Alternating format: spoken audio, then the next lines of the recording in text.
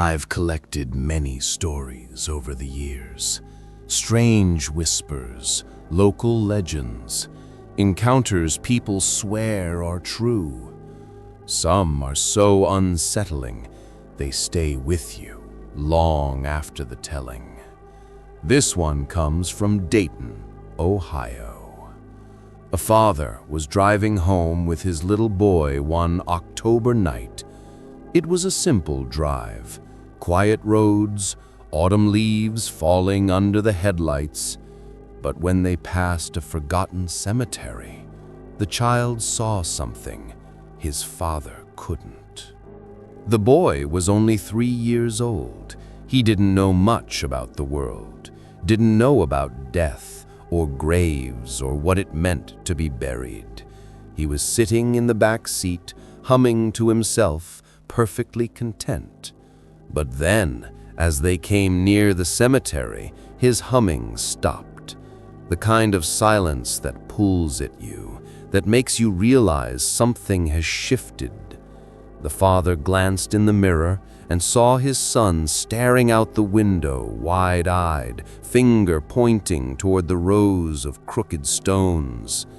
And then, in the small, steady voice of a child who doesn't yet know how terrifying his words are, he said, "Daddy, look how many people."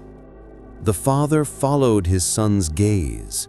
The cemetery was empty. No one was there, just leaning tombstones, swallowed by weeds and shadows. But the boy didn't blink. He didn't laugh or smile or act like he was pretending. "There are so many grandmas," he whispered, "all standing together." The father tried to keep calm. He asked, "What are they doing?" The boy's answer was simple: chilling. They're standing still, all of them, looking down at the grass.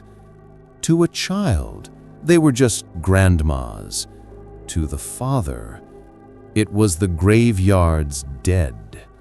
People he couldn't see, but his son could. The father drove on, heart pounding, but the boy didn't stop watching. His small eyes followed the cemetery until it disappeared in the distance.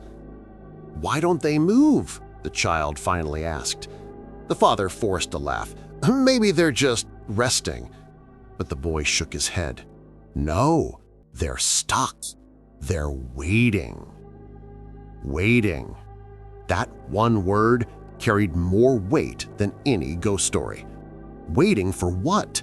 For someone to notice them? For someone to take their place? The father never asked, and the boy never explained. What matters is this: the boy didn't know it was a cemetery. He couldn't read the sign. He didn't understand what graves were. And yet he described them perfectly: souls standing over the ground that held their bones. Later, when the father told this story, people asked if the boy could have overheard something. Maybe he'd seen a movie, or maybe he was making it up. But the father was certain his son had never been exposed to those ideas. He was too young. And when the boy was asked the next morning over cereal what he had seen, his answer was even worse. He said, "They were sad. They want to go home, but they can't." It's one thing when an adult claims to see a ghost. We dismiss it, we question it. But when a child says it, without fear, without agenda, it hits differently. Legends say that children are closer to the unseen. Their eyes aren't clouded yet. Their minds aren't hardened by disbelief. So when a child tells you about the figures standing in the dark, believe them, because they may not be talking about imagination.